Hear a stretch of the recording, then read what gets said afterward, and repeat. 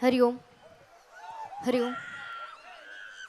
ಜನನೀಂ ಶಾರದಾಂ ದೇವೀಂ ರಾಮಕೃಷ್ಣಂ ಜಗದ್ಗುರುಂ ಪಾದಪದ್ಮೇ ತಯೋರ್ಷಿತ್ವಾ ಪ್ರಣಮಾಮಿರ್ಮೂರ್ಮುಹುಂ. ರತ್ನಾಕರಾಧೌತಪದಾಂ ಹಿಮಾಲಯ ಕಿರೀಟಿನೀಂ ಬ್ರಹ್ಮರಾಜಶಿರತ್ನಾಢ್ಯಾಂ ವಂದೇ ಭಾರತ ಮಾತರಂ. ಕ್ಷೇತ್ರದ ಗ್ರಾಮದೇವತೆಯ ಪಾದರವಿಂದಗಳಲ್ಲಿ ಶರಣಾಗತಿಯನ್ನು ಬೇಡ್ತಾ, ಕ್ಷೇತ್ರದ ಎಲ್ಲ ದೇವದೇವಿಯರುಗಳ ಪಾದರವಿಂದಗಳಲ್ಲಿ ವಿಶೇಷತಃ ಗಣಪನ ಹಾಗೂ ಶ್ರೀರಾಮರ ಪಾದರವಿಂದಗಳಲ್ಲಿ ಶರಣಾಗತಿಯನ್ನು ಕೋರ್ತಾ,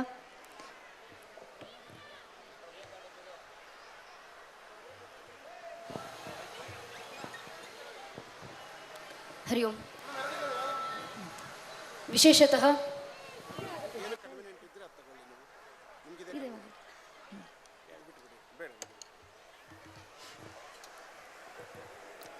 ವೇದಿಕೆ ಮೇಲೆ ಆಸೀನರಾಗಿರುವಂಥ ಎಲ್ಲ ವಿದ್ವದ್ ಗಣ್ಯರಿಗೆ, ನೆರೆದಿರುವಂಥ ಎಲ್ಲ ನನ್ನ ನೆಚ್ಚಿನ ದೇಶಭಕ್ತ ಬಾಂಧವರಿಗೆ, ಮಾತಾ ಭಗಿಣಿಯರಿಗೆ, ಅಕ್ಕ ಅಣ್ಣಂದಿರಿಗೆ, ಇಡೀ ಕಾರ್ಯಕ್ರಮದಲ್ಲಿ ನಮಗೆ ಸಹಕಾರ ನೀಡ್ತಾ ಇರುವಂಥ ಆರಕ್ಷಕ ಬಂಧುಗಳಿಗೆ, ಪತ್ರಕರ್ತ ಬಾಂಧವರಿಗೆ ಹಾಗೂ ಎಲ್ಲ ಹಿರಿಕಿರಿಯರ ಪಾದಗಳಿಗೆ ನನ್ನ ಹಣೆಯಚ್ಚಿ ನಮಸ್ಕರಿಸ್ತೇನೆ.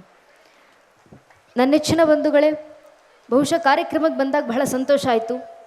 ಕಾರಣ ಗಣೇಶನ ಕಾರ್ಯಕ್ರಮ. ನಾವು ಎಲ್ಲ ಹಬ್ಬ ಹರಿದಿನಗಳನ್ನು ಆಚರಿಸ್ತೀವಿ. ನಮ್ಮ ಎಲ್ಲ ಹಬ್ಬ ಹರಿದಿನಗಳಿಗೂ ತನ್ನದೇ ಆದಂಥ ಧಾರ್ಮಿಕ ಇತಿಹಾಸ ಇದ್ದರೆ, ಸಾರ್ವಜನಿಕ ಗಣೇಶೋತ್ಸವಕ್ಕೆ ಮಾತ್ರ ಕ್ರಾಂತಿಯ ಇತಿಹಾಸ. 132 ವರ್ಷಗಳ ಹಿಂದೆ ಹರಿದು ಹಂಚಿ ಹೋಗಿದ್ದಂಥ ಹಿಂದೂ ಸಮಾಜವನ್ನು ಮತ್ತೊಮ್ಮೆ ಸಂಘಟಿಸಬೇಕು ಅನ್ನೋ ನಿಟ್ಟಿನಲ್ಲಿ ಬಾಲಗಂಗಾಧರನಾಥ ತಿಲಕರು ಗರ್ಭಗುಡಿಯಲ್ಲಿದ್ದಂಥ ಗಣಪನನ್ನು ಬೀದಿಗೆ ತಂದಿಟ್ಟು ಹಿಂದೂ ಸಮಾಜವನ್ನು ಒಗ್ಗೂಡಿಸುವಂಥ ಕೆಲಸವನ್ನು ಮಾಡಿದರು. 132 ವರ್ಷಗಳ ಹಿಂದೆ ಜಾತಿ, ಮತ, ಪಂಥ, ಪಂಗಡಗಳ ಹೆಸರಲ್ಲಿ ತನ್ನ ಅಸ್ತಿತ್ವವನ್ನೇ ಮರೆತು ಒಡೆದು ಹೋಗಿದ್ದಂಥ ಹಿಂದೂ ಸಮಾಜ ಯಾವ ಪರಿಸ್ಥಿತಿನಲ್ಲಿದ್ವಿ ನಾವು? ಕವಿಗಳು ಬರೀತಾರಲ್ಲ, ಮಾತಿರದ ಕಂಠದೊಳು ಭಯಭೀತ ಭಾವದೊಳು ಹಿಂದೂ ಬಂಧುಗಳೆಲ್ಲ ಹರಿದು ಹಂಚಿರಲು ವರುಷ ಸಾಸರದಿಂದ ಪದಪ್ರಹಾರವ ಸರಿಸಿ ತನ್ನ ಅಸ್ತಿತ್ವವನ್ನು ತಾನು ಮರೆತಿರಲು ಹುರುಳ ಹಾರದ ಹಗ್ಗ ತಾಯಿಯ ಕೊರಳ ಬಿಗಿದಿಹುದು, ದಾಸ್ಯ ಮದಿರಿಯ ಕುಡಿದು ದೇಶ ಮಲಗಿಹುದು, ಹೀನ ದೀನರು ಇವರ ಹತಭಾಗ್ಯರೆಂದು ಹಿಂದೂ ಸಂತಾನವನ್ನು ಜಗವು ಜರಿಯುತ್ತಿದೆ. ಅಂಥ ಪರಿಸ್ಥಿತಿಯಲ್ಲಿ ಹಿಂದೂ ಸಮಾಜವನ್ನು ಮತ್ತೊಮ್ಮೆ ಒಗ್ಗೂಡಿಸಬೇಕು. ಯಾವ ರೀತಿ ಒಗ್ಗೂಡಿಸಬೇಕು? ಒಂದು ನಂಬಿಕೆಯ ಸೂತ್ರದ ಮೇರೆಗೆ, ಆ ಅಸ್ಮಿತೆಯ, ಆ ಆಧ್ಯಾತ್ಮಿಕದ ಸೂತ್ರವಾಗಿ ನಿಂತಂಥ ಗಣಪನನ್ನು ಮುಂದಿಟ್ಟು ಹಿಂದೂ ಸಮಾಜವನ್ನು ಒಗ್ಗೂಡಿಸುವಂಥ ಕೆಲಸ ಮಾಡಿದಂಥ ಬಾಲಗಂಗಾಧರನಾಥ ತಿಲಕರು ಸಾರ್ವಜನಿಕ ಗಣೇಶೋತ್ಸವವನ್ನು ಶುರು ಮಾಡಿದ್ರು. ಆ ಸಾರ್ವಜನಿಕ ಗಣೇಶೋತ್ಸವ ಪಂಡಾಲ್ಗಳ ಅಡಿನಲ್ಲಿ ಎಂತೆಂಥ ಕ್ರಾಂತಿಕಾರಿಗಳು ತಯಾರಾಗಿ ಬಂದರು. ಅಭಿನವ ಭಾರತ ಸಂಘಟನೆಯ ಸಮಸ್ತ ಕ್ರಾಂತಿಕಾರಿಗಳು ಹುಟ್ಕೊಂಡಿದ್ದು ಸಾರ್ವಜನಿಕ ಗಣೇಶೋತ್ಸವ ಪಂಡಾಲ್ಗಳ ಅಡಿನಲ್ಲಿ. ಸ್ವತಂತ್ರಕ್ಕೆ ಹೊಸ ಹಾದಿಯನ್ನು ತೋರಿದಂಥ ಸ್ವತಂತ್ರ ವೀರ ವಿನಾಯಕ ದಾಮೋದರ ವೀರ ಸಾವರ್ಕರ್ ಅವರ ಜೀವನದ ಪ್ರಥಮ ರಾಷ್ಟ್ರೀಯವಾದಿ ಭಾಷಣ ನಡೆದಿದ್ದು ಸಾರ್ವಜನಿಕ ಗಣೇಶೋತ್ಸವ ಪಂಡಾಲ್ಗಳ ಅಡಿನಲ್ಲೇ. ಕ್ರಾಂತಿಕಾರಿಗಳನ್ನು ತಯಾರು ಮಾಡಿದಂಥ ಕ್ರಾಂತಿಕಾರಿಗಳ ಕಾರ್ಖಾನೆಯಾಗಿ ಕೆಲಸ ಮಾಡಿದಂಥ ಅದೇ ಸಾರ್ವಜನಿಕ ಗಣೇಶೋತ್ಸವದ ಪಂಡಾಲ್ನ ಅಡಿನಲ್ಲಿ ಇವತ್ತು ನಾವು ನೀವು ಬಂದು ಕೂತಿದ್ದೀವಿ. 132 ವರ್ಷಗಳ ಹಿಂದೆ ಯಾವ ಕಾರಣಕ್ಕೆ ಸಾರ್ವಜನಿಕ ಗಣೇಶೋತ್ಸವಗಳು ಶುರುವಾದವು, ಅದೇ ಕಾರಣಕ್ಕೆ, ಆ ಕಾರಣ ಇವತ್ತಿಗೂ ಪ್ರಸ್ತುತ. ಅದೇ ಸಾರ್ವಜನಿಕ ಗಣೇಶೋತ್ಸವ ಪಂಡಾಲ್ಗಳ ಅಡಿನಲ್ಲಿ ಕೂತು ಮತ್ತೊಮ್ಮೆ ಹಿಂದೂ ಸಮಾಜವನ್ನು ಸಂಘಟಿಸುವಂಥ ಅವಶ್ಯಕತೆ ಇದೆ, ಒಗ್ಗಟ್ಟಾಗಿಸುವಂಥ ಅವಶ್ಯಕತೆ ಇದೆ. ಯಾಕೆ ಸಂಘಟಿಸಬೇಕು? ಯಾಕೆ ಹಿಂದೂಗಳು ಒಗ್ಗಟ್ಟಾಗಬೇಕು? ನಾನು ಹೇಳ್ತಿರುವಂಥ ಮಾತಲ್ಲ. ಭಗವದ್ಗೀತೆಯ 4ನೇ ಅಧ್ಯಾಯದ 7ನೇ ಶ್ಲೋಕದಲ್ಲಿ ಶ್ರೀಕೃಷ್ಣ ಪರಮಾತ್ಮ ಕೊಟ್ಟಂತ ಕರೆ, ಯದಾ ಯದಾ ಈ ಧರ್ಮಸ್ಯ ಗ್ಲಾನಿರ್ಭವತಿ ಭಾರತ ಅಭ್ಯುತ್ಥಾನಮ ಧರ್ಮಸ ದದಾತ್ಮರುಜಾಮ್ಯಹಂ ಪರಿತ್ರಾಣಿಯ ಸಾಧುನ ವಿನಾಶ ದುಷ್ಕೃತ ಧರ್ಮ ಸಂಸ್ಥಾಪನಾಥಯ ಸಂಭವಾಮಿ ಯುಗೆ ಯುಗೆ. ಅರ್ಥಾತ್ ಕೃಷ್ಣ ಪರಮಾತ್ಮ ಹೇಳಿದ್ರು, ಯುಗ ಯುಗಕ್ಕೂ ಧರ್ಮ ರಕ್ಷಣೆಗೆ ನಾನು ಅವತರಿಸಿ ಬರ್ತೀನಿ. ಆದರೆ ಕಲಿಯುಗದಲ್ಲಿ ಧರ್ಮ ರಕ್ಷಣೆಗೆ ಯಾವ ಅವತಾರ?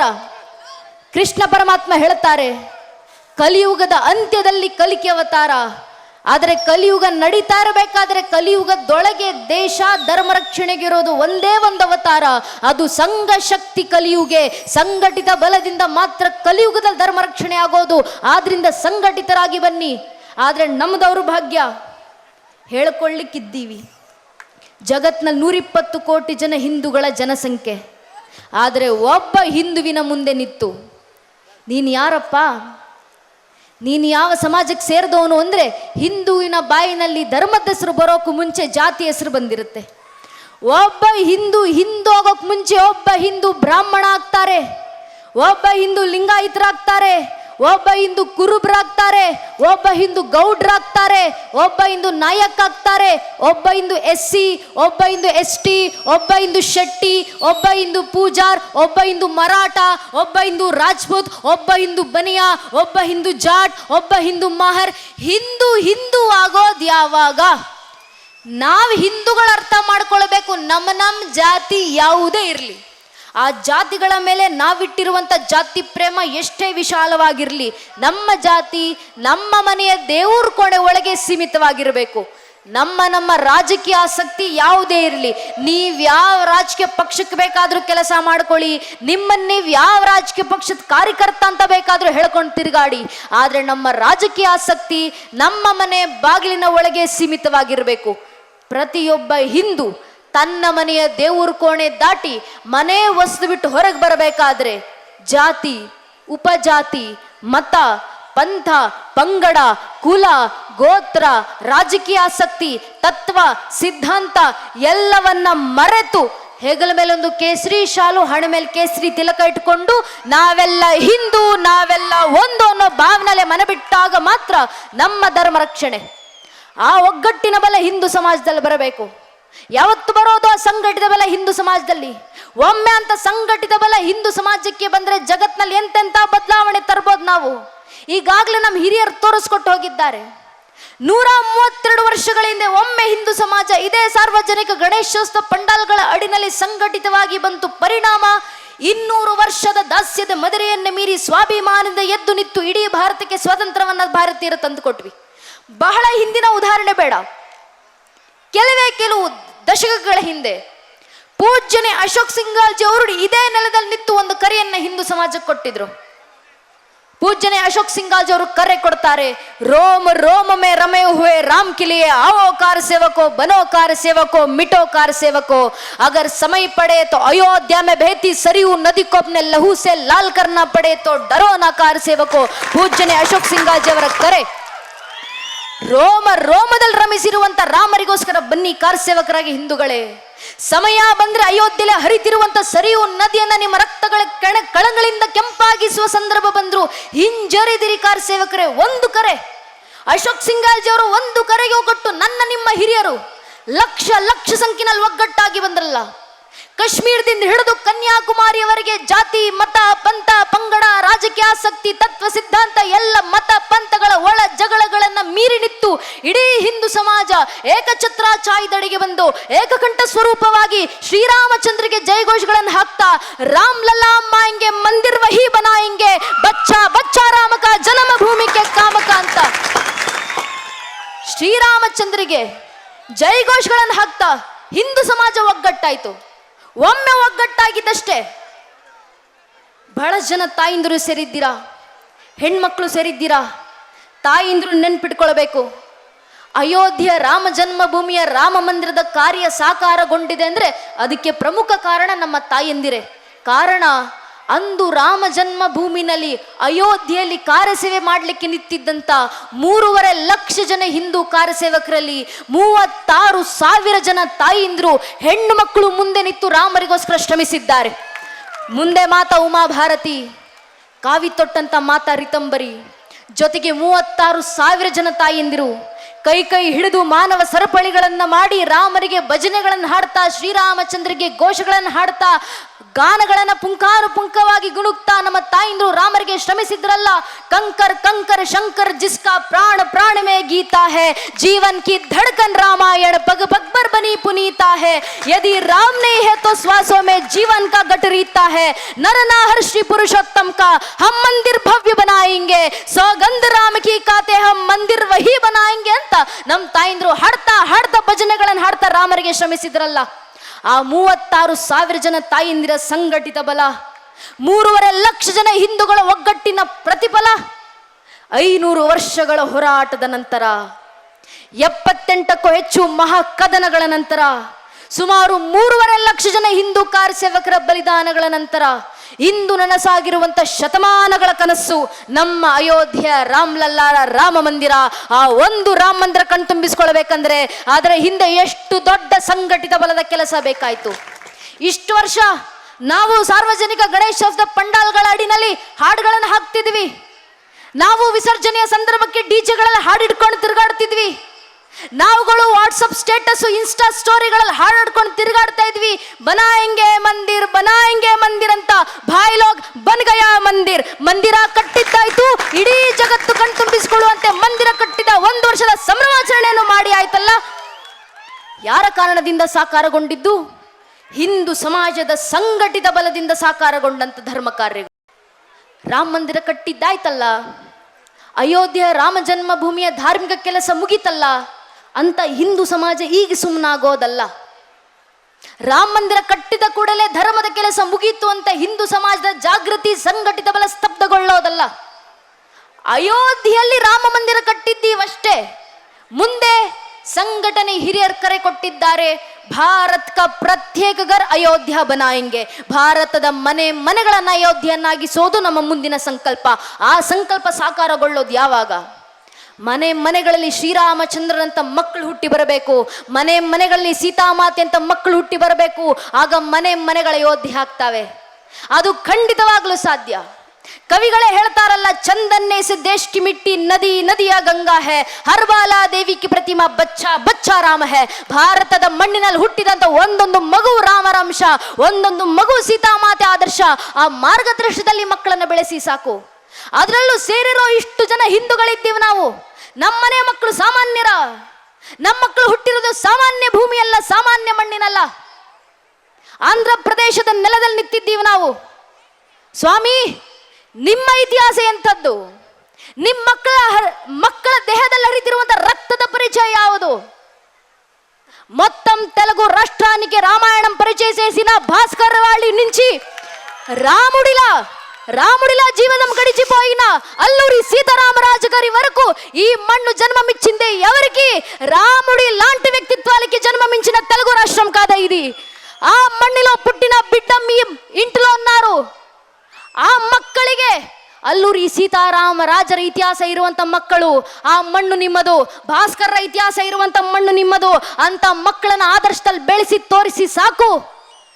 ಯಾವ ರಾಮರ ಆದರ್ಶವನ್ನ ಭಾಸ್ಕರ ರಾಮಾಯಣದಲ್ಲಿ ಭಾಸ್ಕರರು ನಮಗೆ ನೀಡಿ ಹೋಗಿದ್ರು.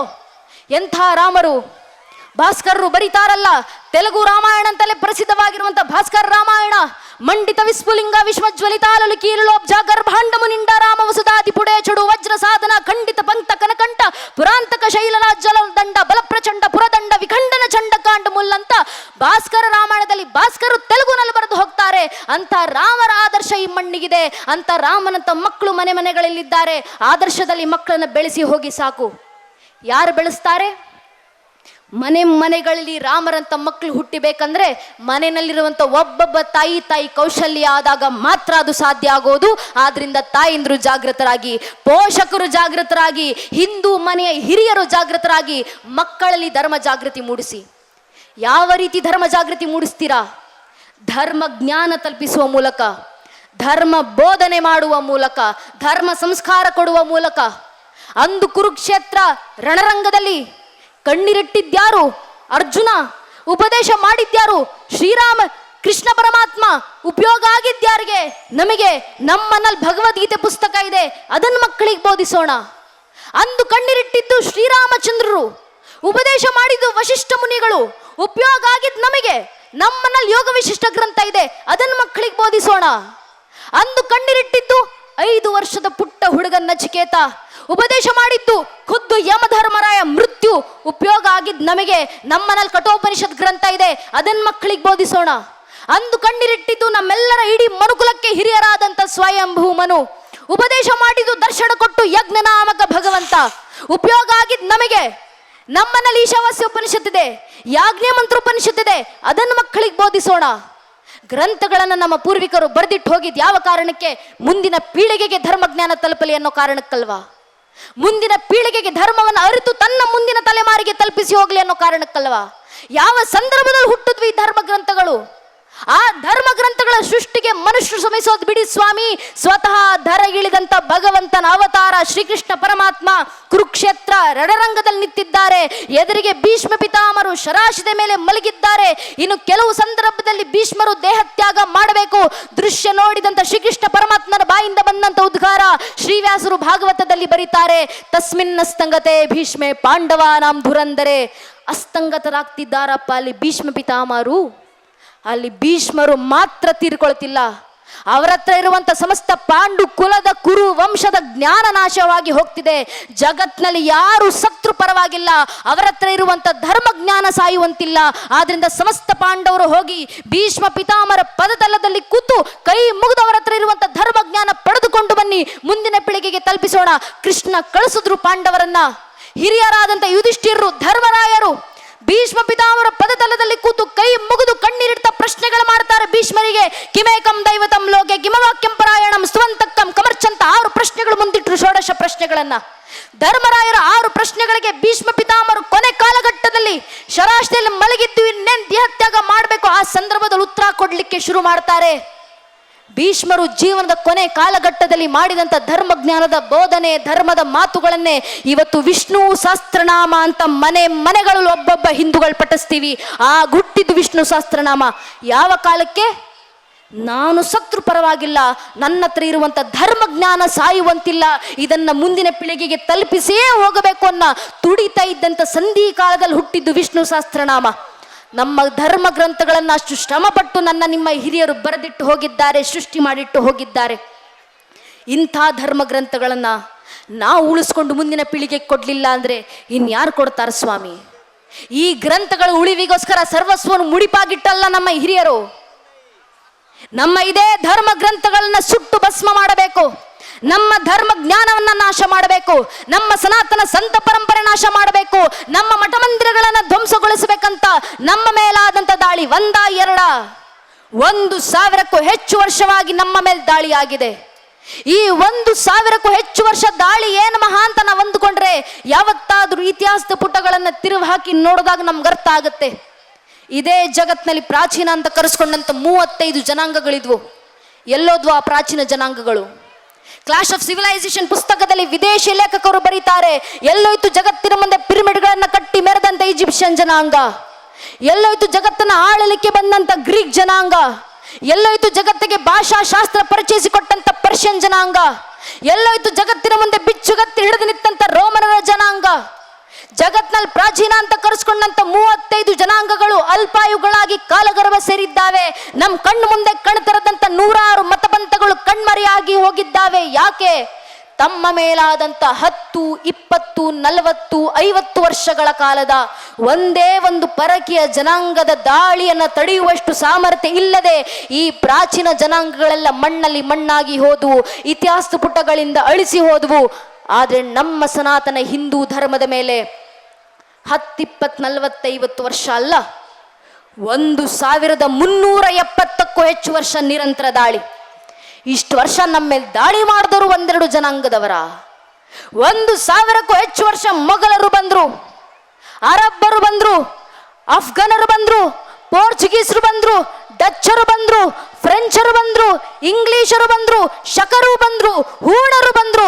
ಇವರೆಲ್ಲರೂ ಬಂದು ನಮ್ಮ ಮೇಲೆ ದಾಳಿ ಮಾಡಿದ ನಂತರವೂ ಇವತ್ತಿಗೂ ಸನಾತನ ಹಿಂದೂ ಧರ್ಮವಾಗಿ ಜೀವಂತವಾಗಿದೆ. ಜಗತ್ನಲ್ಲಿ 120 ಕೋಟಿ ಹಿಂದೂಗಳು ಮನೆಗಳಲ್ಲೂ ಧರ್ಮಾಚರಣೆ ಮಾಡ್ತೀವಿ. ಯಾರ ಕಾರಣದಿಂದ? ನಮ್ಮ ಪೂರ್ವಿಕರು ಪಟ್ಟಂತ ಶ್ರಮಗಳ ಕಾರಣದಿಂದ. ಒಬ್ಬರಾದ ನಂತರ ಒಬ್ಬರು ಬಂದಿದ್ದಾರೆ, ಧರ್ಮಕ್ಕೋಸ್ಕರ ಶ್ರಮಿಸಿ ಹೋಗಿದ್ದಾರೆ. ಈ ಧರ್ಮ ರಕ್ಷಣೆಗೆ ಸರ್ವಸ್ವವನ್ನು ಮುಡಿಪಾಗಿಟ್ಟು ಹೋಗಿದ್ದಾರೆ. ಛತ್ರಪತಿ ಶಿವಾಜಿ ಮಹಾರಾಜರ ಬಗ್ಗೆ ಅಣ್ಣವರು ಉಲ್ಲೇಖ ಮಾಡಿದ್ರು. ಛತ್ರಪತಿ ಶಿವಾಜಿ ಮಹಾರಾಜರ ಮಗ ಛತ್ರಪತಿ ಸಂಭಾಜಿ ಮಹಾರಾಜರನ್ನ 40 ದಿನಗಳ ಕಾಲ ಕಾರಾಗೃಹದಲ್ಲಿಟ್ಟು ಮೊಘಲರು ಅವರಿಗೆ ಒಡ್ಡಿದಂತ ಷರತ್ ಯಾವುದು?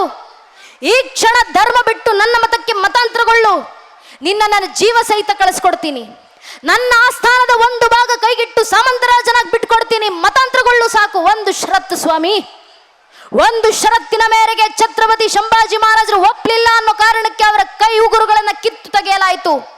ಸಂಭಾಜಿ ಮಹಾರಾಜರ ಬೆರಳುಗಳನ್ನು ಕತ್ತರಿಸಲಾಯಿತು. ಕಾದ ಸೀಸೆಯಿಂದ ಅವರ 2 ಕಣ್ಣುಗಳನ್ನು ಕಿತ್ತು ತೆಗೆಯಲಾಯಿತು.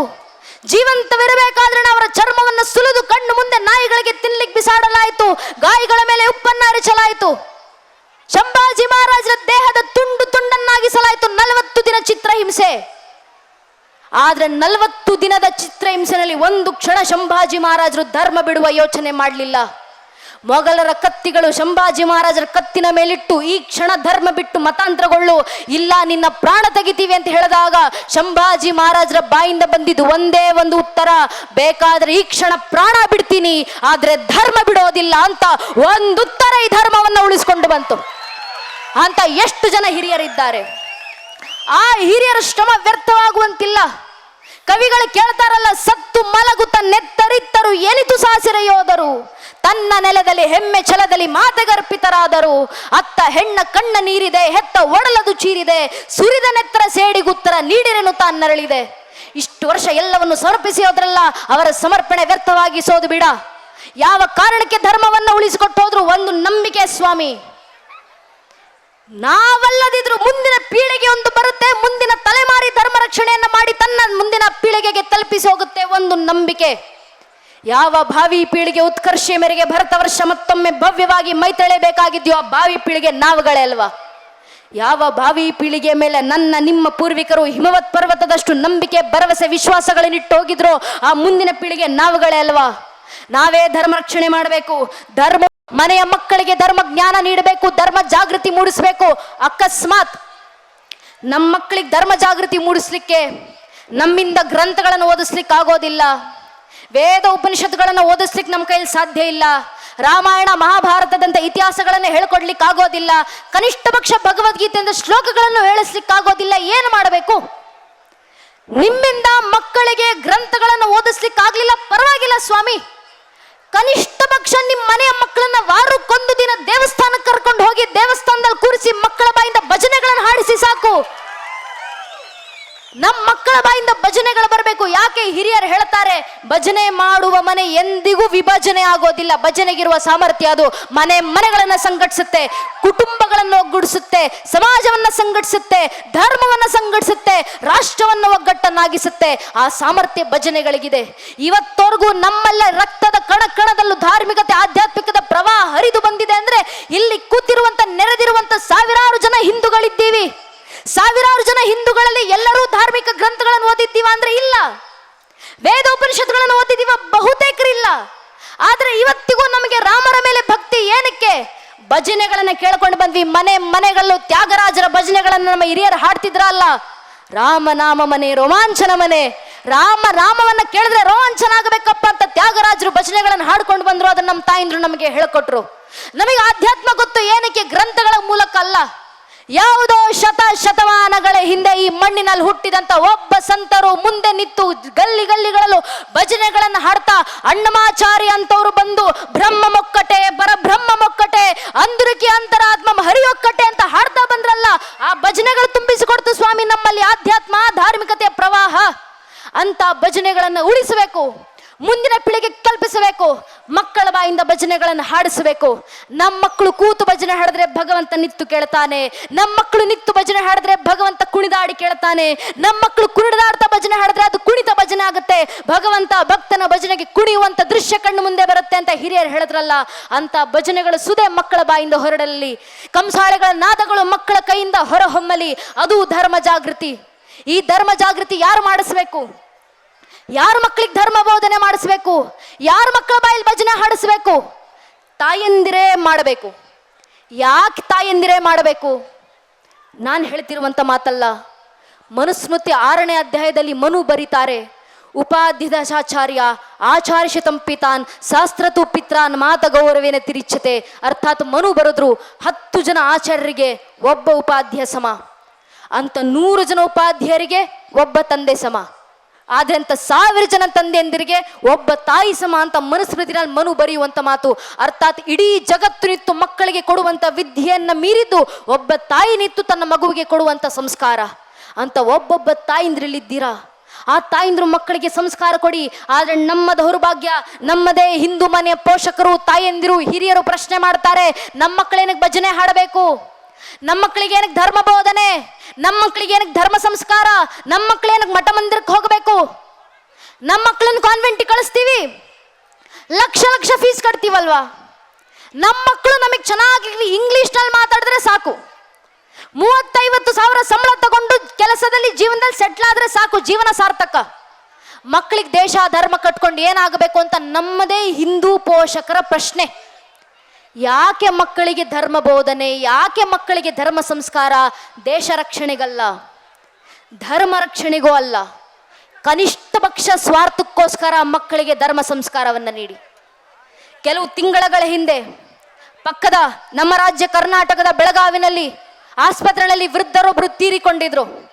ಆಸ್ಪತ್ರೆಯವರೆಲ್ಲ ಪೊಲೀಸರಿಗೆ ಫೋನ್ ಮಾಡಿದ್ರು, ನಮ್ಮ ಆಸ್ಪತ್ರೆಯಲ್ಲಿ ವೃದ್ಧರು ಅಡ್ಮಿಟ್ ಆಗಿದ್ರು ಸಾರ್, ತೀರ್ಕೊಂಡಿದ್ದಾರೆ, ಇಷ್ಟು ದಿನ ಅವರನ್ನ ನೋಡ್ಕೊಂತಿದ್ದಂತ ಹುಡುಗ ಪರಾರಿಯಾಗಿದ್ದಾನೆ, ಫೋನ್ ಮಾಡಿದ್ರೆ ಫೋನ್ ಎತ್ತುತ್ತಾ ಇಲ್ಲ, ಏನ್ ಮಾಡಬೇಕು ಬಂದು ನೋಡಿ ಅಂತ.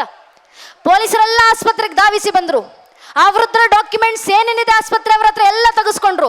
ಅವ್ರ ಮನೆ ಅಡ್ರೆಸ್ ಹುಡ್ಕೊಂಡು ಹೋದ್ರು. ಅಕ್ಕ ಪಕ್ಕದ ಮನೆಯವ್ರ ಹತ್ರ ಕೇಳಿದ್ರು, ನಿಮ್ಮ ಪಕ್ಕದ ಮನೆಯಲ್ಲಿ ಇದ್ದಂಥವ್ರು ವೃದ್ಧರು ಆಸ್ಪತ್ರೆಯಲ್ಲಿ ತೀರ್ಕೊಂಡಿದ್ದಾರಮ್ಮ, ಅವರಿಗೆ ಮಕ್ಕಳು ಮೊಮ್ಮಕ್ಕಳು ಮನೆಯವರು ನೆಂಟಸ್ಥರು ಸಂಬಂಧಿಕರಂತನಾದ್ರೂ ಜಗತ್ನಲ್ಲಿ ಯಾರಾದರೂ ಇದ್ದಾರಾ? ಅಕ್ಕಪಕ್ಕದ ಮನೆಯವರು ಸಹಜವಾಗಿ ಉತ್ತರ ಕೊಟ್ಟರು, ಹೌದು ಸರ್, ಅವ್ರಿಗಿಬ್ರು ಮಕ್ಕಳಿದ್ದಾರೆ, ಒಬ್ಬ ಮಗ ಅಮೇರಿಕಾದಲ್ಲಿದ್ದಾನೆ, ಮತ್ತೊಬ್ಬ ಮಗಳು ಕೆನಡಾದಲ್ಲಿದ್ದಾಳೆ ಸರ್. ಸರಿ, ಇಬ್ಬರು ಮಕ್ಕಳು ಫೋನ್ ನಂಬರನ್ನ ಪೊಲೀಸರು ತರಿಸ್ಕೊಂಡ್ರು. ಫೋನ್ನಲ್ಲಿ ಇಬ್ಬರು ಮಕ್ಕಳಿಗೆ ಮಾತಾಡಿ ತಲುಪಿಸ್ತಾರೆ ಪೊಲೀಸರು. ಭಾರತದಲ್ಲಿದ್ದಂಥ ನಿಮ್ಮ ತಂದೆ ಆಸ್ಪತ್ರೆಗೆ ಅಡ್ಮಿಟ್ ಆಗಿದ್ರಮ್ಮ, ದುರಾದೃಷ್ಟವಶಾತ್ ಆಸ್ಪತ್ರೆಯಲ್ಲೇ ತೀರ್ಕೊಂಡ್ರು, ದಯವಿಟ್ಟು ವಾಪಸ್ ಭಾರತಕ್ಕೆ ಬನ್ನಿ, ನಿಮ್ಮ ತಂದೆ ಅಂತ್ಯ ಸಂಸ್ಕಾರ ಮುಗಿಸ್ಕೊಂಡು ಹೋಗಿ. ಮಗ ಅಮೇರಿಕ, ಮಗಳು ಕೆನಡಾ, ಇಬ್ಬರೂ ಮಕ್ಕಳು ವಿದೇಶದಿಂದ ಫೋನ್ನಲ್ಲಿ ಪೊಲೀಸರಿಗೆ ವಾಪಸ್ ಉತ್ತರ ಕೊಡುತ್ತಾರೆ, ವಿದೇಶದಿಂದ ಭಾರತಕ್ಕೆ ಬರೋಷ್ಟು ಪುರ್ಸೊತ್ ನಮಗಿಲ್ಲ, ನಮ್ಮಪ್ಪನ ಶವ ತಗೊಂಡೋಗಿ ಎಲ್ಲಾದರೂ ಬಿಸಾಡಿ ಅಂತ. ಯೋಚನೆ ಮಾಡಿ ನನ್ನ ನೆಚ್ಚಿನ ಬಂಧುಗಳೇ, ಯಾವ ಮಕ್ಕಳಿಗೋಸ್ಕರ ತಂದೆ ತಾಯಿಂದರು ಸರ್ವಸ್ವವನ್ನು ಮುಡಿಪಾಗಿಟ್ಟು ನನ್ನ ಬದುಕಿಗಿಂತ ಸುಖವಾದ ಬದುಕು ನನ್ನ ಮಗು ಸಾಗಿಸ್ಲಿ ಅನ್ನೋ ಒಂದು ಆಶಯದೊಂದಿಗೆ ಎಲ್ಲವನ್ನೂ ಸಮರ್ಪಿಸಿರ್ತಾರೋ, ಆ ತಂದೆ ತಾಯಿಂದ್ರ ಅಂತ್ಯ ಸಂಸ್ಕಾರಕ್ಕೆ ಬರೋಷ್ಟು ಯೋಗ್ಯತೆ ಮಕ್ಕಳಿಗಿಲ್ಲ ಅಂದರೆ ಲಕ್ಷ ಲಕ್ಷ ಖರ್ಚು ಮಾಡಿ ಯಾವ ಸಾರ್ಥಕತೆಗೆ ಇನ್ನೆಂಥ ಸಂಸ್ಕಾರ ಕೊಟ್ಟು ಮನೆ ಮಕ್ಕಳನ್ನ ಬೆಳೆಸ್ತಿದ್ದೀವಿ ನಾವು? ಯೋಚಿಸ್ಬೇಕಲ್ವಾ?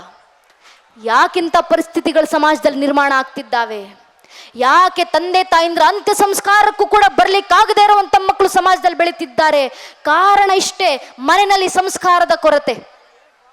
ಅದೇ ಮನೆಯ ಮಕ್ಕಳಿಗೆ ಶಾಲೆ ಶಿಕ್ಷಣದ ಜೊತೆಗೆ 5ನೇ ತರಗತಿಯಿಂದ ರಾಮಾಯಣ, 10ನೇ ತರಗತಿಯಿಂದ ಮಹಾಭಾರತ, 12ನೇ ತರಗತಿಯಿಂದ ಭಾಗವತ, ಇಡೀ ಜೀವನಕ್ಕೆ ಬೇಕಾದಷ್ಟು ವಚನಗಳು, ದಾರ್ಶನಿಕರ ಪದಗಳು, ದಾಸರ ಕೀರ್ತನೆಗಳು, ಭಜನೆಗಳು, ಭಗವದ್ಗೀತೆ ಶ್ಲೋಕಗಳನ್ನ ಮಕ್ಕಳ ಬಾಯಿಂದ ಹೇಳಿಸಿ ಬೆಳೆಸಿ ಸಾಕು.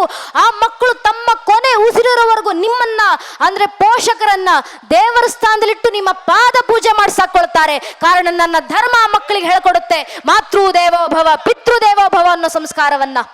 ಇಂಥ ಸಂಸ್ಕಾರ ನಮ್ಮ ಮಕ್ಕಳಿಗೆ ಸ್ವಾರ್ಥಕ್ಕೋಸ್ಕರನಾದ್ರೂ ನಾವು ನೀಡಲಿಲ್ಲ ಅಂದ್ರೆ ಇನ್ಯಾರು ನೀಡ್ತಾರೆ? ಹಿಂದೂ ಧರ್ಮದಲ್ಲಿ ಹುಟ್ಟಿ ನನ್ನ ಧರ್ಮ ಸಂಸ್ಕಾರ ನನ್ನ ಮಕ್ಕಳಿಗೆ ನಾನು ಕೊಡಲಿಲ್ಲ, ಇನ್ಯಾರು ಕೊಡ್ತಾರೆ? ಹಿಂದೂ ಧರ್ಮದಲ್ಲಿ ಹುಟ್ಟಿ ನನ್ನ ಸಂಸ್ಕೃತಿ ಮುಂದಿನ ಪರಂಪರೆಗೆ ನಾನು ತಲುಪಿಸ್ಲಿಲ್ಲ, ಇನ್ಯಾರು ತಲುಪಿಸ್ತಾರೆ? ಹಿಂದೂ ಧರ್ಮದಲ್ಲಿ ಹುಟ್ಟಿ ನನ್ನ ಧರ್ಮ ಗ್ರಂಥಗಳನ್ನು ನಾನು ಓದಲಿಲ್ಲ, ಇನ್ಯಾರು ಓದ್ತಾರೆ? ಹಿಂದೂ ಧರ್ಮದಲ್ಲಿ ಹುಟ್ಟಿ ನನ್ನ ಇತಿಹಾಸ ನಾನು ಅಧ್ಯಯನ ಮಾಡಲಿಲ್ಲ, ಇನ್ಯಾರು ಅಧ್ಯಯನ ಮಾಡ್ತಾರೆ? ಹಿಂದೂ ಧರ್ಮದಲ್ಲಿ ಹುಟ್ಟಿ ನನ್ನ ರಕ್ತದ ಪರಿಚಯ ನನಗಾಗ್ಲಿಲ್ಲ, ಇನ್ಯಾರು ಮಾಡ್ಕೊಳ್ತಾರೆ? ಹಿಂದೂ ಧರ್ಮದಲ್ಲಿ ಹುಟ್ಟಿ ನನ್ನ ಮಠ ಮಂದಿರಗಳಿಗೆ ನಾನು ಹೋಗ್ಲಿಲ್ಲ, ಇನ್ಯಾರು ಹೋಗ್ತಾರೆ? ಹಿಂದೂ ಧರ್ಮದಲ್ಲಿ ಹುಟ್ಟಿ ನನ್ನ ಧರ್ಮದ ಕೀರ್ತನೆಗಳನ್ನ ಭಜನೆಗಳನ್ನ ಪುಂಖಾನುಪುಂಖವಾಗಿ ನಾನು ಹಾಡಲಿಲ್ಲ, ಇನ್ಯಾರು ಹಾಡ್ತಾರೆ? ಹಿಂದೂ ಧರ್ಮದಲ್ಲಿ ಹುಟ್ಟಿ ನನ್ನ ಧಾರ್ಮಿಕ ಸಂಕೇತಗಳನ್ನ ನಾನು ಧರಿಸಲಿಲ್ಲ, ಇನ್ಯಾರು ಧರಿಸ್ತಾರೆ? ಹಿಂದೂ ಧರ್ಮದಲ್ಲಿ ಹುಟ್ಟಿ ನನ್ನ ಧಾರ್ಮಿಕ ಕ್ಷೇತ್ರಗಳ ಪರವಾಗಿ ನಾನು ನಿಲ್ಲಿಲ್ಲ, ಇನ್ಯಾರು ನಿಲ್ತಾರೆ? ಹಿಂದೂ ಧರ್ಮದಲ್ಲಿ ಹುಟ್ಟಿ ನನ್ನ ಧಾರ್ಮಿಕ ಸಭೆಗಳಿಗೆ ನಾನು ಬರಲಿಲ್ಲ, ಇನ್ಯಾರು ಬರ್ತಾರೆ?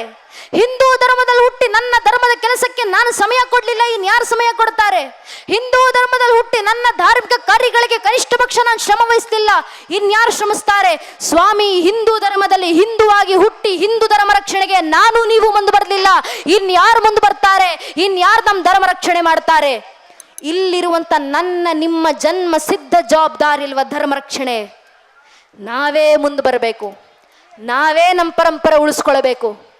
ಉಳಿಸಿಕೊಳ್ಳಬೇಕಂದ್ರೆ ಮನೆಗಳ ಧರ್ಮ ಜಾಗೃತಿ ಶುರುವಾಗಬೇಕು, ಮನೆ ಮಕ್ಕಳ ಧರ್ಮ ಜಾಗೃತಿ ಶುರುವಾಗಬೇಕು. ಶಾಸ್ತ್ರಾಕಾರರ ಮಾತು, ವರಂ ಏಕಂ ಗುಣಿಪುತ್ರೋ ನಚಮೂರ್ಖ ಶತೈರಪಿ. ಧರ್ಮ ರಕ್ಷಣೆ ಆಗಬೇಕಂದ್ರೆ ಮನ್ನಲ್ಲಿ 20 ಜನ ಮಕ್ಕಳು ಬೇಕಾಗಿಲ್ಲ. ಒಂದೊಂದು ಹಿಂದೂ ಮಗು ಮನ್ನಲ್ಲಿದೆಯಲ್ಲ, ಒಂದೊಂದು ಹಿಂದೂ ಮಗುವನ್ನ ನೈಜ ಹಿಂದುವಾಗಿ ತಾರು ಮಾಡಿ ಬೆಳೆಸಿ ಸಾಕು. ಒಂದು ಮಗುವಿಂದ ಇಡೀ ಧರ್ಮ ರಕ್ಷಣೆ ಆಗುತ್ತೆ ಅಂತ ಮಕ್ಕಳು ಮನೆಗಳಲ್ಲಿದ್ದಾರೆ. ಆ ಮಕ್ಕಳ ಧರ್ಮ ಜಾಗೃತಿ ಮೂಡಿಸಿ. ಆದ್ರೆ ನಮ್ಮ ದೌರ್ಭಾಗ್ಯ, ಯಾವ ಹಿಂದೂ ಮನೆಗಳಲ್ಲಿ ಧರ್ಮದ ಆಚರಣೆ ನಡಿಬೇಕಿತ್ತೋ, ಧರ್ಮ ಜ್ಞಾನದ ಸುದೆ ಹರಿಬೇಕಿತ್ತೋ ಅಂತ ಹಿಂದೂ ಮನೆಗಳಲ್ಲಿ ಇವತ್ತು ಕನಿಷ್ಠ ಪಕ್ಷ ಧಾರ್ಮಿಕ ಸಂಕೇತ ಧರಿಸೋದು ಮರ್ತು ಹೋಗಿದ್ದೀವಿ. ಕನಿಷ್ಠ ಪಕ್ಷ ಒಂದು ಧಾರ್ಮಿಕ ಸಂಕೇತ, ಬೇರೆಲ್ಲೂ ಬೇಡ. ಈ ಕ್ಷಣ ಧರ್ಮಸಭೆಯಲ್ಲಿ ಸೇರಿದ್ದೀವಿ, ಸಾವಿರಾರು ಜನ ಇದ್ದೀವಿ. ನಿಮ್ಮ ಅಕ್ಕಪಕ್ಕ ಸುತ್ತಮುತ್ತ ಕಣ್ಣಾಡಿಸಿ ನೋಡಿ. ಸುತ್ತಮುತ್ತ ಹಿರಿಯರು ಕೂತಿರ್ತಾರೆ, ವೃದ್ಧರು ಕೂತಿರ್ತಾರೆ, ಅಜ್ಜಿ ಕೂತಿರ್ತಾರೆ, ಹಿರಿಯರು ಕೂತಿರ್ತಾರೆ. ಆ ಹಿರಿಯರ ಹಣೆಯನ್ನು ಗಮನಿಸಿ. ಅವರ ಹಣೆ ತುಂಬ ವಿಭೂತಿ ಬೆಳೆದಿರ್ತಾರೆ, ಹಣೆ ಕುಂಕುಮ ಹಚ್ಚಿರ್ತಾರೆ. ಗಂಧ, ಚಂದನ, ಭಂಡಾರ, ತಿಲಕ ಏನೋ ಒಂದು ಪರಂಪರೆಗನುಸಾರವಾಗಿ ಒಂದಲ್ಲ ಒಂದು ಧಾರ್ಮಿಕ ಸಂಕೇತ ಅವರ ಹಣೆನಲ್ಲಿ ವಿಜೃಂಭಿಸ್ತಿರುತ್ತೆ. ನೀವೆಷ್ಟು ದೂರದಲ್ಲಿತ್ತು ನೋಡಿದ್ರು ಅವರ ಹಣೆನಲ್ಲಿರುವಂತ ಕುಂಕುಮದ ತೇಜಸ್ ಕಣ್ಣಿಗೆ ತಾಗೋ ರೀತಿ ಇರುತ್ತೆ. ಏನಕ್ಕೆ ಧಾರ್ಮಿಕ ಸಂಕೇತ ಧರಿಸ್ತಾರೆ? ಸ್ವಾಭಿಮಾನ. ನನ್ನ ಧರ್ಮ ಸಂಕೇತ ನಾನು ಧರಿಸ್ತಿಲ್ಲ, ಇನ್ಯಾರು ಧರಿಸ್ತಾರನ್ನೋ ಸ್ವಾಭಿಮಾನ. ಅದೇ ಸ್ವಲ್ಪ ನನ್ನ ಪೀಳಿಗೆಯ, ನನ್ನ ತಲೆಮಾರಿನ, ನನ್ನ ವಯಸ್ಸಿನ ಮಕ್ಕಳ ಹಣೆಗಳನ್ನು ಗಮನಿಸಿ. ನಮ್ಮ ಮನೆ ಹಿಂದೂ ಮನೆಯ ಮಕ್ಕಳು ಹಣೆಗೆ ಕುಂಕುಮ ಇಡುವಂತ ಪದ್ಧತಿಯನ್ನೇ ಮರೆತು ಹೋಗಿದ್ದಾರೆ. ವಿಶೇಷತಃ ನಮ್ಮನೆ ಹೆಣ್ಣು ಮಕ್ಕಳು ಹಣೆಗೆ ಕುಂಕುಮ ಸಿಂಧೂರವೇ ಹಚ್ಚೋದಿಲ್ಲ. ಅದ್ಯಾವುದು ಸಣ್ಣ ಕಪ್ಪು ಚುಕ್ಕಿಯನ್ನೇ ಇಡ್ತಾರೆ ಹಣೆಗೆ, ಒಂದು ಸಣ್ಣ ಕಪ್ಪು ಚುಕ್ಕಿ.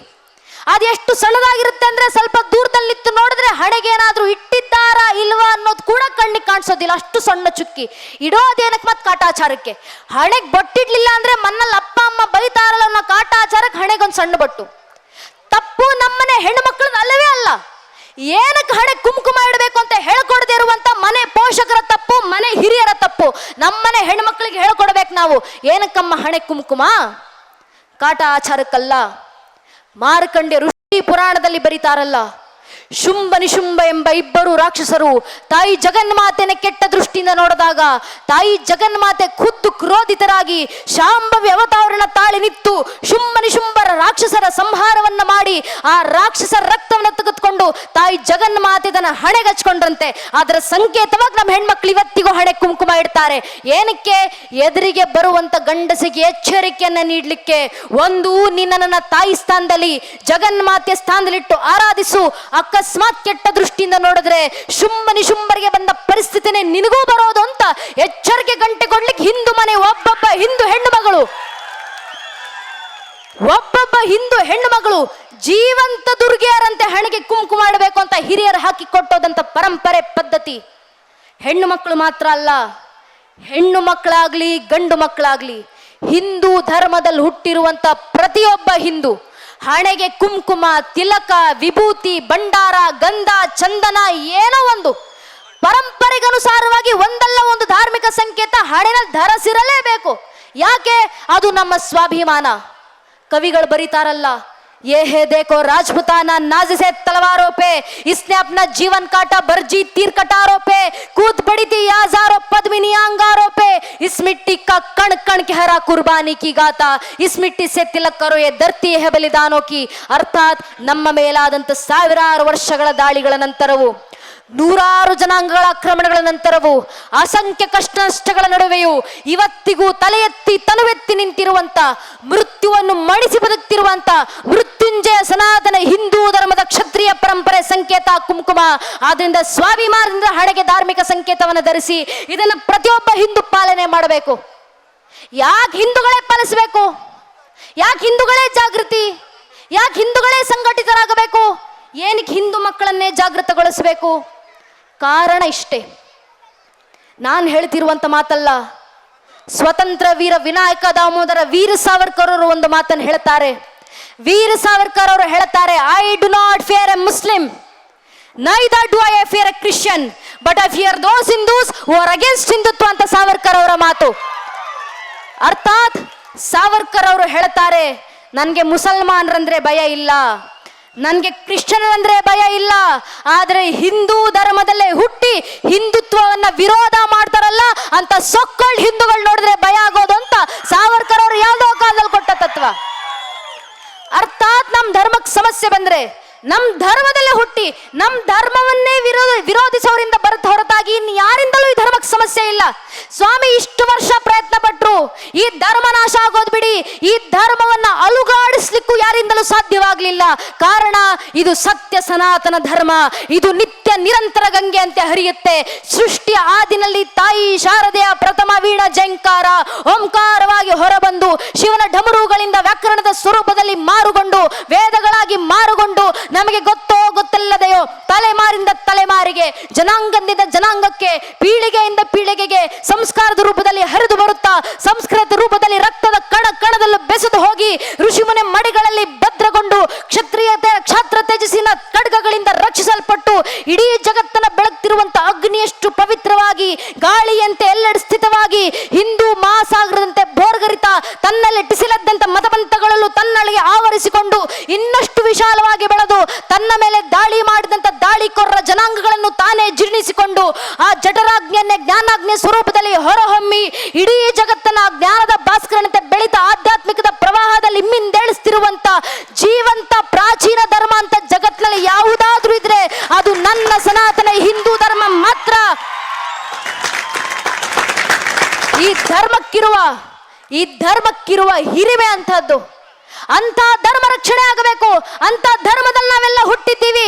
ಯಾವ ರೀತಿ ರಕ್ಷಣೆ ಆಗುತ್ತೆ? ಭಗವದ್ಗೀತೆ ಕೊನೆ 18ನೇ ಅಧ್ಯಾಯದ ಕೊನೆ 78ನೇ ಶ್ಲೋಕ ಕೃಷ್ಣ ಪರಮಾತ್ಮ ಕೊಟ್ಟಂತ ಗೀತಾಚಾರಣಾಗಿ ಕೊನೆಯ ಮಾತು, ಯತ್ರ ಯೋಗೇಶ್ವರ ಕೃಷ್ಣ ಯತ್ರ ಪಾರ್ಥ ಧನುರ್ಧರ ತತ್ರ ಶಿವಿಜಾಭೂತಿ ಧ್ರುವ ನೀತಿರ್ಮತಿರ್ಮಮ. ಎಲ್ಲಿ ನಾನು ಯೋಗೇಶ್ವರ ಕೃಷ್ಣನಿರ್ತೀನೋ, ಎಲ್ಲಿ ಧರ್ಮ ಪಾಲಿಸುವಂತ ಭಕ್ತಾದಿಗಳಿರ್ತೀರೋ ಅಲ್ಲೆಲ್ಲ ಧರ್ಮದ ಕೆಲಸಗಳಿಗೆ ನಾನೇ ಜಯವನ್ನ ತಂದು ಕೊಡ್ತೀನಿ. ಮಾತು ಕೊಟ್ಟವರು ಯಾರು? ನೀವು ಧರ್ಮದ ಹಾದಿನಲ್ಲಿ ನಡಿ ಸಾಕು, ಧರ್ಮ ಕೆಲಸಕ್ಕೆ ನಾನ್ ಜಯ ತಂದು ಕೊಡ್ತೀವಿ. ಮಾತು ಕೊಟ್ಟಿದ್ದು ಮನುಷ್ಯರ? ಭಗವದ್ಗೀತೆ ಬರ್ತಿದ್ದು ಸಾಹಿತ್ಯ ಅಂತ ಮಾನವರ? ಖಂಡಿತವಾಗ್ಲೂ ಅಲ್ಲ ನನ್ನ ನೆಚ್ಚಿನ ಬಂಧುಗಳೇ. ಭಗವದ್ಗೀತೆ ಹೇಳಿದ್ಯಾರು? ಬೇರೆ ಬೇರೆ ಮತ ಗ್ರಂಥಗಳನ್ನು ಓದಿದಾಗ ನಮ್ಗೆ ಅರ್ಥ ಆಗೋದು.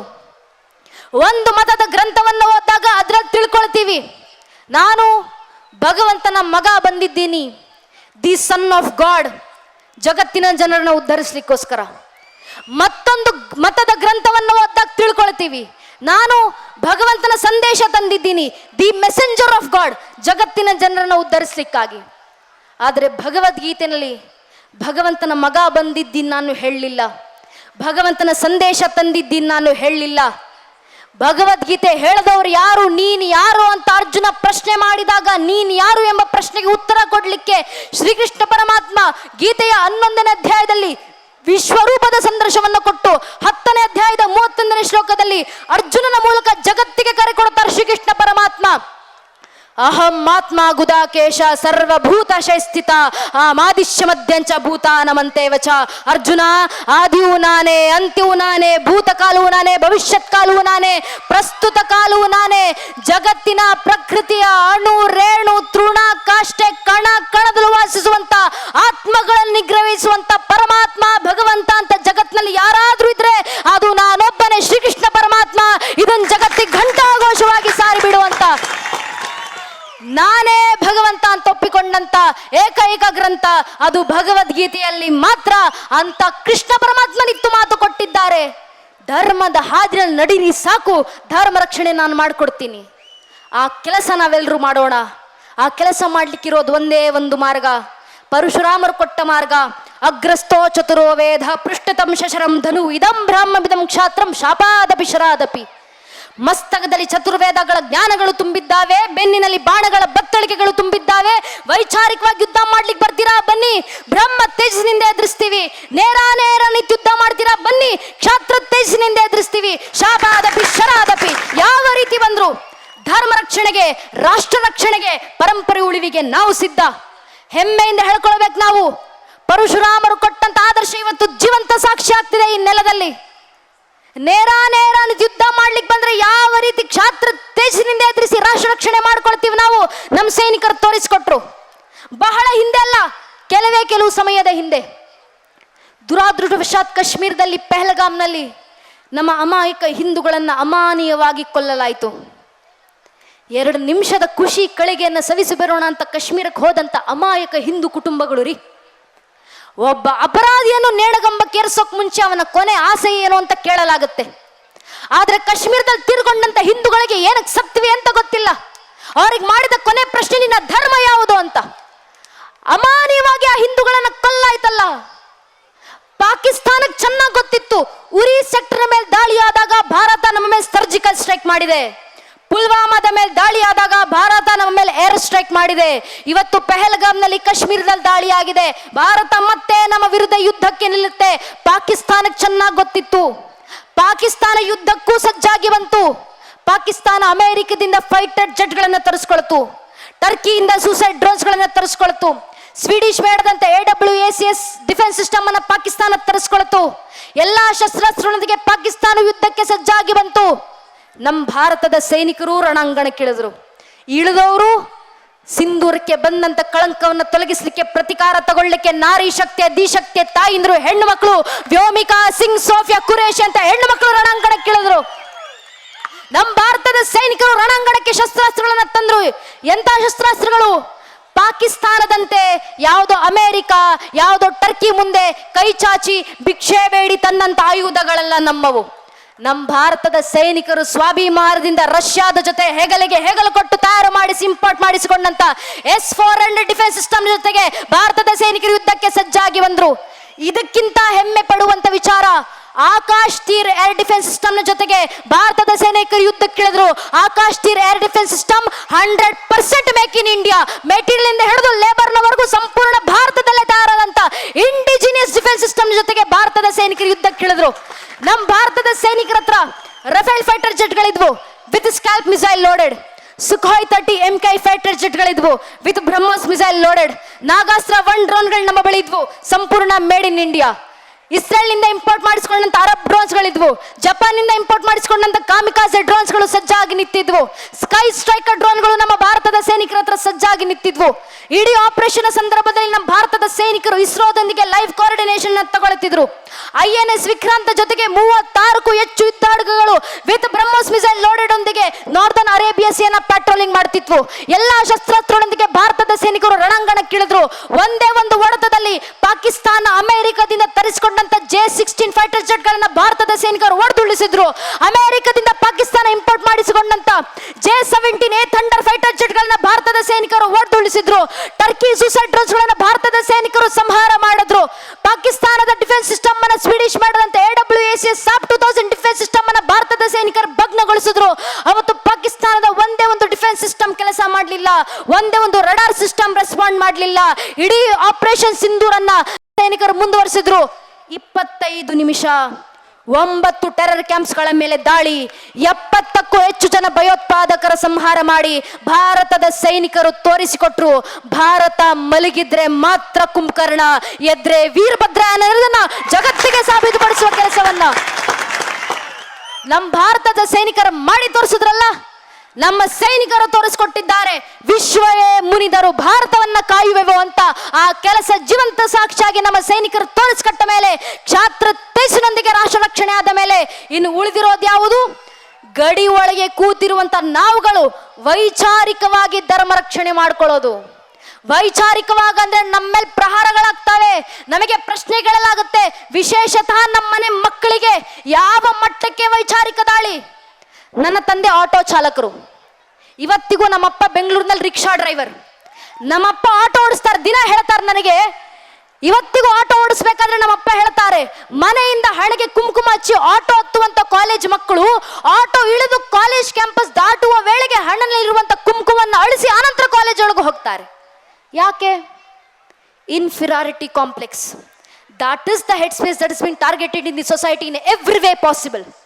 ಎಲ್ಲ ದಿಕ್ಕುಗಳಿಂದಲೂ ಟಾರ್ಗೆಟ್ ಆಗ್ತಿರುವಂತ ಹೆಡ್ ಸ್ಪೇಸ್ ವಯಸ್ಸು ಆ ಮಕ್ಕಳದ್ದು. ನಮ್ಮ ಮನೆಯ ಯುವಕರಿಗೆ ವೈಚಾರಿಕವಾಗಿ ಪ್ರಶ್ನೆ ಕೇಳಲಾಗುತ್ತೆ ಧರ್ಮದ ಮೇಲೆ. ಏನು ಗಣೇಶೋತ್ಸವ ಆಚರಿಸ್ತೀರಾ? ನಿಮ್ ಗಣೇಶ ಕಾಲ್ಪನಿಕ ಅಲ್ವಾ? ರಾಮರ ಫೋಟೋ ಇಟ್ಟು ಆರಾಧಿಸ್ತೀರಾ? ನಿಮ್ ಶ್ರೀರಾಮಚಂದ್ರರು ಕಾಲ್ಪನಿಕ ಅಲ್ವಾ? ಮರ್ಯಾದ ಪುರುಷೋತ್ತಮ ಪ್ರಭು ಶ್ರೀರಾಮಚಂದ್ರರು ಅಂತ ಹೇಳ್ತೀರಾ? ರಾಮರ ಮಂದಿರ ಕಟ್ಟಿದ್ದೀವಿ ಅಂತ ಹೇಳ್ತೀರಾ ಅಯೋಧ್ಯೆನಲ್ಲಿ? ರಾಮರಲ್ಲಿ ಹುಟ್ಟಿದ್ರು ಅನ್ನೋದಕ್ಕೆ ನಿಮ್ಮ ಹತ್ರ ಏನು ಸಾಕ್ಷಿ? ರಾಮ ಕಾಲ್ಪನಿಕ ಅಲ್ವಾ? ಪ್ರಶ್ನೆ ಮಾಡೋರಿದ್ದಾರೆ. ದುರಾದೃಷ್ಟವಶಾತ್ ಇದು ಮುಂದೆ ಬರುವ ಪ್ರಶ್ನೆ ಅಲ್ಲ ನನ್ನ ನೆಚ್ಚಿನ ಬಂಧುಗಳೇ, ಈಗಾಗಲೇ ಹುಟ್ಕೊಂಡಿರುವಂತ ಪ್ರಶ್ನೆ. ಪ್ರಶ್ನೆ ಮಾಡೋರು ಯಾರು? ಮತ್ತೆ ಸಾಮಾನ್ಯರ? ಕೋರ್ಟ್ನಲ್ಲಿ ನಿಂತು ಕಪಿಲ್ ಸಿಬ್ಬಲ್ ಎಂಬ ವಕೀಲರು ಪ್ರಶ್ನೆ ಮಾಡ್ತಾರೆ, ಶ್ರೀರಾಮಚಂದ್ರು ಇಲ್ಲೇ ಹುಟ್ಟಿದ್ರು ಅನ್ನೋದಕ್ಕೆ ರಾಮ ಜನ್ಮಭೂಮಿಯ ಪರವಾಗಿ ನಿಮ್ಮ ಹತ್ರ ಏನು ಸಾಕ್ಷಿ, ಏನು ಪುರಾವೆ? ಈ ಪ್ರಶ್ನೆ ಮುಂದೊಂದು ದಿನ ನಮ್ಮ ಮನೆ ಬಾಗಿಲವರೆಗೂ ಬರ್ತಾವೆ. ನಮ್ಮ ಮಕ್ಕಳ ಮುಂದೆ ನಿಂತು ಕೇಳ್ತಾರೆ, ಶ್ರೀರಾಮಚಂದ್ರು ಅಲ್ಲಿ ಹುಟ್ಟಿದ್ರು ಅನ್ನೋದಕ್ಕೆ ನಿಮ್ಮ ಹತ್ರ ಏನು ಸಾಕ್ಷಿ, ರಾಮ ಅಸ್ತಿತ್ವಕ್ಕೆ ಏನು ಪುರಾವೆ ಅನ್ನೋ ಪ್ರಶ್ನೆಗಳು ಹುಟ್ಟುಕೊಳ್ತಾವ ಮುಂದೆ. ಆ ಪ್ರಶ್ನೆಗಳು ಬಂದಾಗ ನಮ್ಮ ಮನೆಯ ಒಂದೊಂದು ಹಿಂದೂ ಮಗುವಿನಲ್ಲೂ ಎಷ್ಟು ಧರ್ಮ ಜಾಗೃತಿ ತುಂಬಿರಬೇಕಂದ್ರೆ, ಮನೆಯ ಒಂದೊಂದು ಮಗು ಎದೆ ಉಬ್ಬಿಸಿ ಎದೆ ತಟ್ಕೊಂಡು ಹೇಳ್ಕೊಳ್ಬೇಕು, ಶ್ರೀರಾಮಚಂದ್ರರ ಅಸ್ತಿತ್ವಕ್ಕೆ ಮಾತ್ರ ಅಲ್ಲಪ್ಪ, ಬೇಕಾದ್ರೆ ಇಡೀ ಶ್ರೀರಾಮಚಂದ್ರರ ವಂಶವೃಕ್ಷದ ಅಸ್ತಿತ್ವಕ್ಕೆ ನಾನು ಸಾಕ್ಷಿಯನ್ನು ಕೊಡಬಲ್ಲೆ. ನಮ್ಮ ಮಕ್ಕಳ ಬಾಯಿಂದ ಬರಬೇಕಾದಂತ ಉತ್ತರ ಭಗವಂತನ ಕೃಪಾಶೀರ್ವಾದದಿಂದ. ಮೊದಲಿಗೆ ಬಂದದ್ದು ಶ್ರೀಹರಿ, ಶ್ರೀಹರಿಯ ಮಗ ಬ್ರಹ್ಮ, ಬ್ರಹ್ಮನ ಮಗ ಮರೀಚಿ, ಮರೀಚಿ ಮಗ ಕಶ್ಯಪ, ಕಶ್ಯಪನ ಮಗ ಸೂರ್ಯ, ಸೂರ್ಯನ ಮಗ ಮನು, ಮನುವಿನ ಮಗ ಇಕ್ಷ್ವಾಕು, ಇಕ್ಷ್ವಾಕುವಿನ ಮಗ ಕುಕ್ಷಿ, ಕುಕ್ಷ ಮಗ ವಿಕುಕ್ಷಿ, ವಿಕುಕ್ಷ ಮಗ ಬಾಣ, ಬಾಣನ ಮಗ ಅನರಾರಣ್ಯ, ಅನರಾರಣ್ಯನ ಮಗ ಬೃದು, ಬೃದುವಿನ ಮಗ ತ್ರಿಶಂಕು, ತ್ರಿಶಂಕುವಿನ ಮಗ ದುಂಡುಮಾರ, ದುಂಡುಮಾರನ ಮಗ ಮಾಂಧಾತ, ಮಾಂಧಾತನ ಮಗ ಸುಸಂಧಿ, ಸುಸಂಧಿಯ ಮಗ ಧ್ರುವಸಂಧಿ, ಧ್ರುವಸಂಧಿಯ ಮಗ ಭರತ, ಭರತನ ಮಗ ಅಶೀತ, ಅಶೀತನ ಮಗ ಸಗರ, ಸಗರನ ಮಗ ಅಸಮಂಜಸ, ಅಸಮಂಜಸನ ಮಗ ಅಂಶುಮಂತ, ಅಂಶುಮಂತನ ಮಗ ದಿಲೀಪ, ದಿಲೀಪನ ಮಗ ಭಗೀರಥ, ಭಗೀರಥನ ಮಗ ಕುಕುತ್ಸು, ಕುಕುತ್ಸುವಿನ ಮಗ ರಘು, ರಘುವಿನ ಮಗ ಪ್ರಬೃದ್ಧ, ಪ್ರಬೃದ್ಧನ ಮಗ ಶಶಂಕು, ಶಶಂಕುವಿನ ಮಗ ಸುದರ್ಶನ, ಸುದರ್ಶನನ ಮಗ ಅಗ್ನಿವರ್ಣ, ಅಗ್ನಿವರ್ಣನ ಮಗ ಶೀಘ್ರವೇದ, ಶೀಘ್ರವೇದನ ಮಗ ಮರು, ಮರುವಿನ ಮಗ ಪ್ರಶೀಶಕ, ಪ್ರಶೀಶಕನ ಮಗ ಅಂಬರೀಷ, ಅಂಬರೀಷನ ಮಗ ನಘೂಷ, ನಘೂಷನ ಮಗ ಯಾತಿ, ಯಾತಿಯ ಮಗ ನಾಭಾಗ,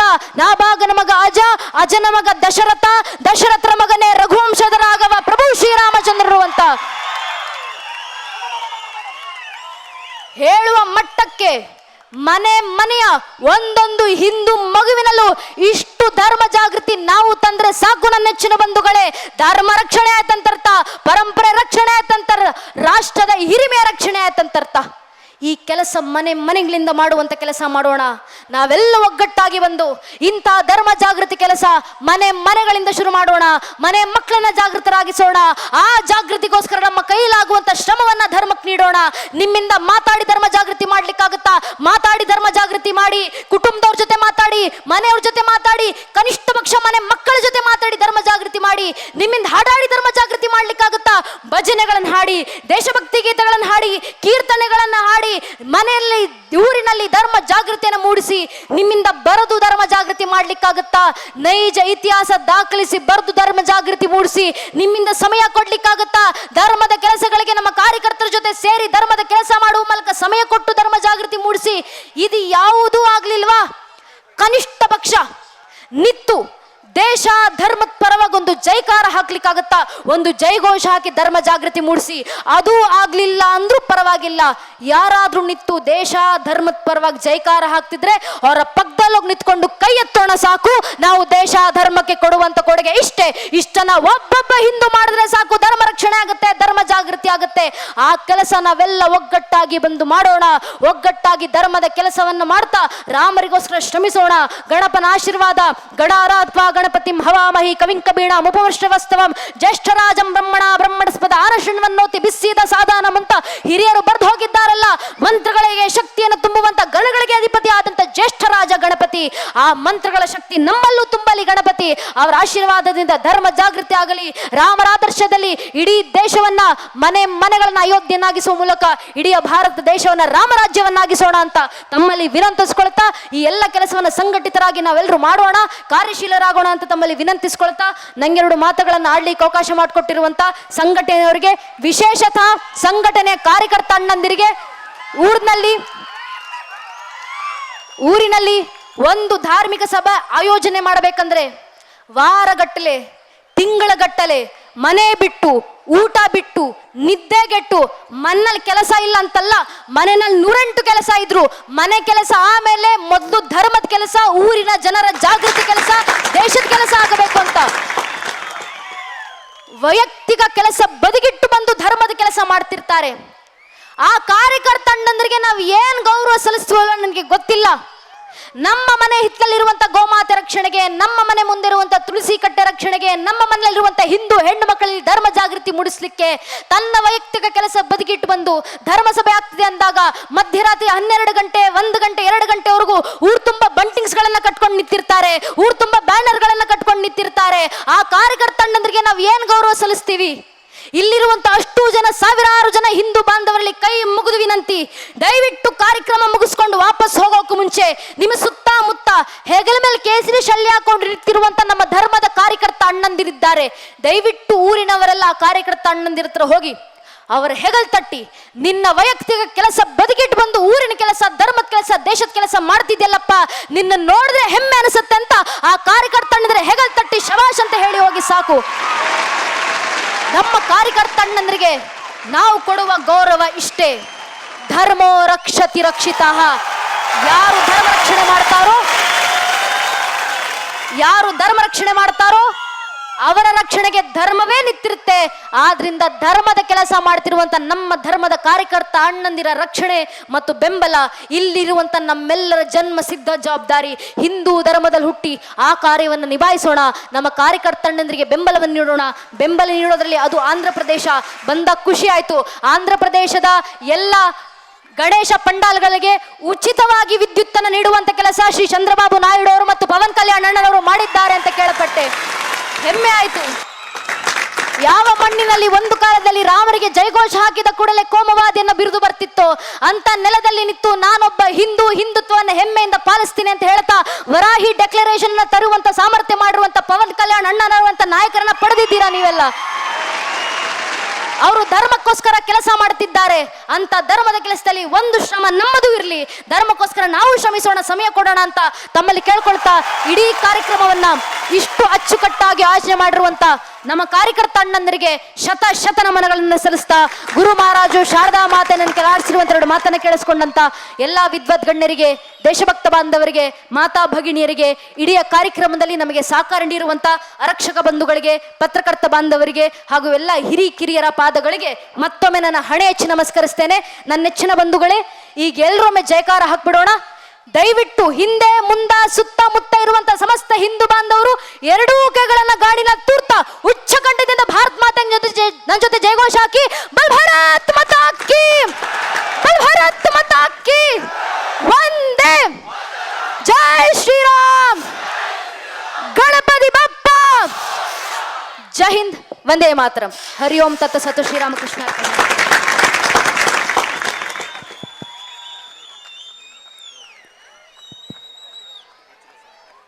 13ನೇ ತಾರೀಕು ಶೋಭಾಯಾತ್ರೆಯನ್ನು ನಮ್ಮ ಕಾರ್ಯಕರ್ತ ಅಣ್ಣಂದಿರು ಆಯೋಜನೆ ಮಾಡಿದ್ದಾರೆ.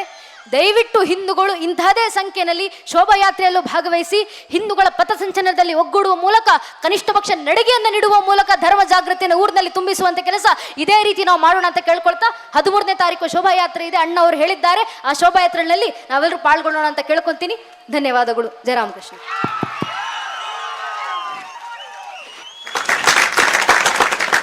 ఇంతసేపు ఒక మాటల ప్రవాహం గంగా సింధు నది వలె ప్రవహించింది. అమ్మ, మీకు ఆ యొక్క వరసిద్ధి వినాయక సేవా సంస్థ తరపున ప్రత్యేకంగా ధన్యవాదాలు తెలియజేసుకుంటూ, ఇలాంటి మహత్తరమైనటువంటి దుర్గా శక్తికి జన్మనిచ్చినటువంటి తల్లిదండ్రులను మీ అందరి సమక్షంలో వేదిక మీద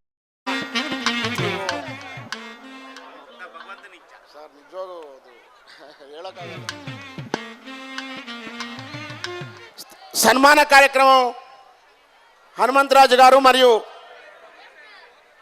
వరసిద్ధి వినాయక సేవా సంస్థ తరపున నిర్వహించవలసిందిగా కోరుతూ, రండి, త్వరగా రండి. ఇంకాసేపట్లో జబర్దస్త్ కార్యక్రమం ప్రారంభం కాబోతోంది. ఇక్కడ గేటు బయట 2 వీలర్స్ అంతా వదిలినారు. మొత్తం ట్రాఫిక్ అన్న కొద్దిసేపు ట్రాఫిక్ జామ్ అయింది. కాబట్టి ఎవరెవరు 2 వీలర్స్ వదిలారో వాళ్ళు తప్పకుండా ఆ ట్రాఫిక్ సవ్యంగా జరిగేట్టుగా సహకరించవలసిందిగా కోరుతూ, పోలీసు వారు ఇదివరకే తెలియజేశారు ట్రాఫిక్ చాలా అస్తవ్యస్తమైందని. కాబట్టి దయించి హిందూ ధార్మిక బంధువులారా, అక్కడ ట్రాఫిక్ ఆంక్షలు ఉన్నాయి కాబట్టి దయించి అక్కడ ఎవరెవరు 2 వీలర్స్ వదిలారో వాళ్ళు తీయాల్సిందిగా సవినయంగా కోరుకుంటున్నాం. ఒక ఫోటో సెషన్ మా వరసిద్ధి వినాయక సేవా సమితి యువ బృందం చేత, తర్వాత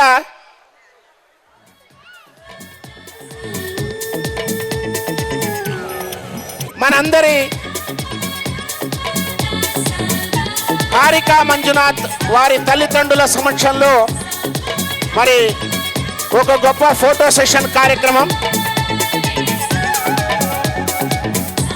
అదేవిధంగా మరి వారి సన్మాన కార్యక్రమం.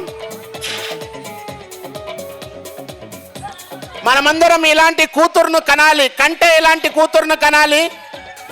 మనం తయారు చేస్తే ఖచ్చితంగా తయారవుతారు ఇలాంటి కూతుర్లు.